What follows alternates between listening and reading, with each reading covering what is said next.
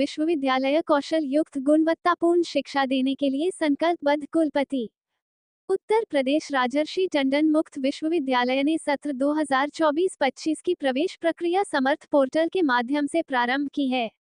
मुक्त विश्वविद्यालय आज टेक्नोलॉजी का उपयोग कर काफी आगे बढ़ रहे हैं। उत्तर प्रदेश में भी छात्रों को टेक्नोलॉजी का भरपूर उपयोग करने के लिए नवीनतम सुविधा प्रदान की जाएंगी। मुक्त विश्वविद्यालय कौशल युक्त गुणवत्तापूर्ण शिक्षा देने के लिए संकल्पबद्ध है।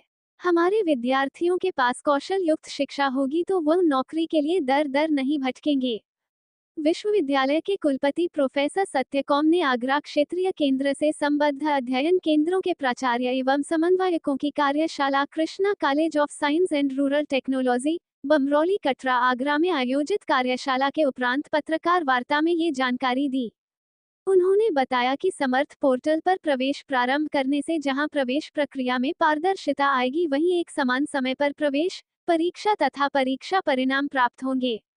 मुक्त शिक्षा के क्षेत्र में लंबा अनुभव रखने वाले प्रोफेसर सत्यकौम ने कहा कि हमें एक ऐसा मानक विश्वविद्यालय बनाना है जो सभी मुक्त विश्वविद्यालयों के लिए मानदंड बन सके। उसके लिए सबसे महत्वपूर्ण है कि हमें अपने विद्यार्थियों की सेवा में उपस्थित रहना है और विद्यार्थियों के अंदर संतुष्टि का भाव विकसित करना है। तो जिम्मेदारी दी गई है, बहुत सारी शिकायतें नहीं है डिग्री कॉलेजों के माध्यम से, तो क्या कहना चाहेंगे किस तरीके से समस्या का समाधान समय पर हो पाएगा? प्रवेश के लिए हम लोगों ने पूरी तैयारी करके रखी हुई है। प्रवेश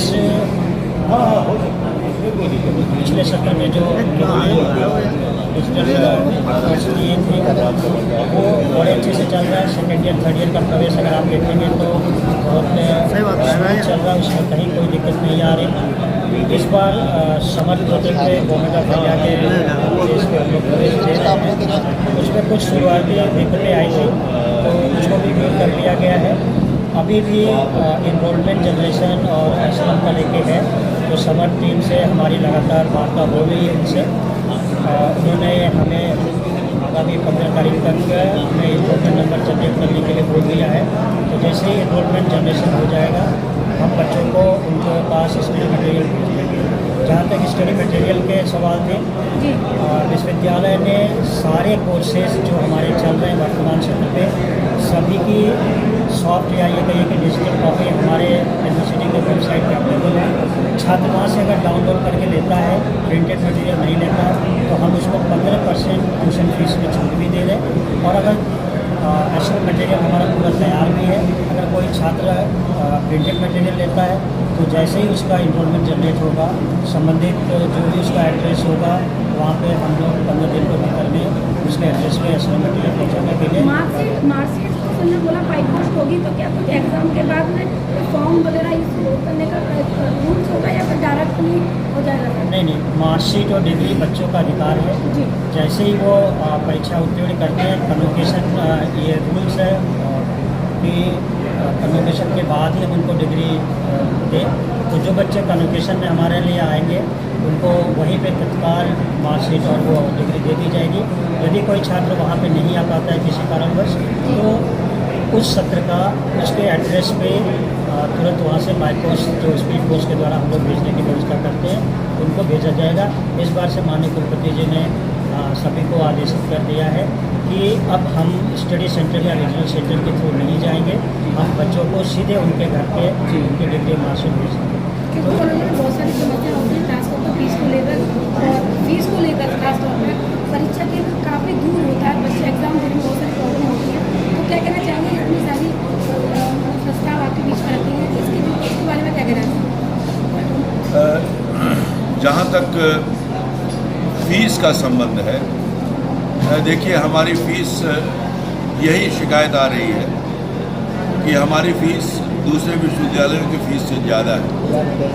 लेकिन ये बात सबको मालूम नहीं है, या मालूम है तो बताई नहीं जा रही है कि हमारी इस फीस में केवल ट्यूशन फ़ीस शामिल नहीं है, बल्कि हम जो किताबें देते हैं विद्यार्थियों को, जो स्व अध्ययन सामग्री देते हैं वो छाप कर देते हैं, उस छापने में पैसा लगता है और जितनी हमारी लागत है उससे कम है देते हैं। तो इसलिए वो फीस में जुड़ी है।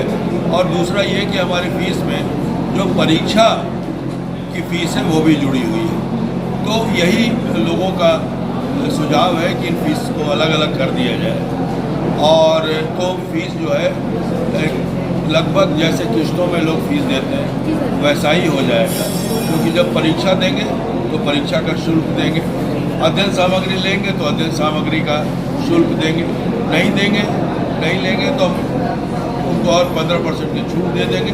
तो ये कई सुझाव हम लोग कर रहे हैं ताकि फीस का बर्डन कम हो सके। दूसरी बात, परीक्षा केंद्र के बारे में आपने पूछी। परीक्षा केंद्र बनाने में हम इस बात का ध्यान रखते हैं कि परीक्षा केंद्र वही बनाया जाए जहाँ शुचिता का ध्यान रखा जाए, जहाँ नकल नहीं हो। और अभी सभी जो कोऑर्डिनेटर्स हमारे आए हैं और भी जगहों पर जो मैं घूम रहा हूँ, वहाँ एक सुझाव आया कि हर एक ज़िले में एक परीक्षा केंद्र हो। तो ये तो हम कर देंगे कि हर एक ज़िले में एक परीक्षा केंद्र होगा और उसको हम रोटेट करेंगे। ये ज़रूरी नहीं है कि एक ज़िले में एक ही कॉलेज में हो, अगले सेमेस्टर में वो दूसरे कॉलेज में चला जाएगा उसी ज़िले में। बच्चों की खासतौर पर मार्कशीटें काफ़ी लेट हो जाती हैं और मतलब समय पर नहीं मिल पाती है, इसके बारे में क्या कहना चाहिए? अब ऐसा नहीं होगा, क्योंकि ये प्रावधान किया गया है कि जैसे ही उनका रिजल्ट निकलेगा, उनकी डिग्री मिलेगी, कॉन्वोकेशन हो जाएगा। कॉन्वोकेशन में आके जो बच्चे अपनी डिग्री ले जाएंगे वो ले जाएंगे, बाकी सभी बच्चों को डिग्री विथ मार्कशीट उनके घरों पर डाक से पहुंचा दी जाएगी। डिग्री कॉलेज को लेकर बहुत सारी समस्याएं हैं, यहाँ पर बहुत सारे लोग उपस्थित रहे हैं और अलग अलग कॉलेजों की अलग अलग समस्याएं, तो किस तरीके से उनका समाधान हो पाएगा, खासतौर पर मार्कशीट को लेकर विचार विमर्श किया गया है। देखिए, हमारा विश्वविद्यालय इस पर कार्य कर रहा है और जब विश्वविद्यालय यह अध्ययन केंद्र फील्ड पर उतरकर काम करते हैं तो समस्याएं आती हैं। समस्याओं के समाधान के लिए ही कार्यशाला आयोजित की गई है, जिसमें कि अध्ययन केंद्र के जितने समन्वयक और प्राचार्यगण हैं वो आए और अपनी बात को रखें और उनकी समस्याएं विश्वविद्यालय में आए प्रतिनिधि सुने और उसको फिर क्रियान्वित करें। तो ये कार्यशाला का मेन पर्पज यही है कि सभी लोगों की समस्याएं सुनी जाए और उसका समाधान विश्वविद्यालय अपनी स्तर पर किस तरीके से करेगा उसकी रणनीति तैयार की जाएगी। माननीय कुलपति महोदय जैसे उन्होंने बताया कि 2 महीने पहले ही यहाँ पर ज्वाइन किया है, उनका आने के साथ ही उनका कार्य बस यही रहा है कि सभी लोगों से मिलकर लगातार उनका एक चेंज चल रहा है। पूरे 12 रीजन जो हमारे क्षेत्रीय केंद्र हैं, 12 रीजन में जाकर सारे अध्ययन केंद्र समन्वयकों से, अध्ययन केंद्र प्रभारियों से मिलकर वो सभी की समस्याओं को सुन रहे हैं। फिर उसके साथ फिर जितने हम सभी क्षेत्रीय केंद्र समन्वयक हैं हमारे साथ एक समीक्षा बैठक करते हैं। जितनी भी समस्याएं अध्ययन केंद्र में दे रहे हैं उनकी लिखित में समस्याएं लेते हैं, उसको फिर विश्वविद्यालय भेजते हैं, उसकी समीक्षा की जाती है और उसके लिए नए लोगों का खासतौर पर कहना होता है कि समस्या सुनी जाती है लेकिन उनका निस्तारण के बारे में तो विचार विमर्श होने की संभावना ही नहीं होती है। नहीं, जैसा ये है कुछ लोग कह सकते हैं इसमें, लेकिन ऐसा नहीं है। समस्याएं प्रॉपर चैनल से आती है, प्रॉपर तरीके से आती है तो उनका समाधान भी किया जाता है। अब जैसे किसी ने कह दिया और हमने कर दिया, वो नहीं होता। आप लिखित में भेजिए, चैनल के थ्रू भेजिए, वो समस्याओं का समाधान पक्का होता है, उसमें कोई भी दिक्कत नहीं आती। ठीक है।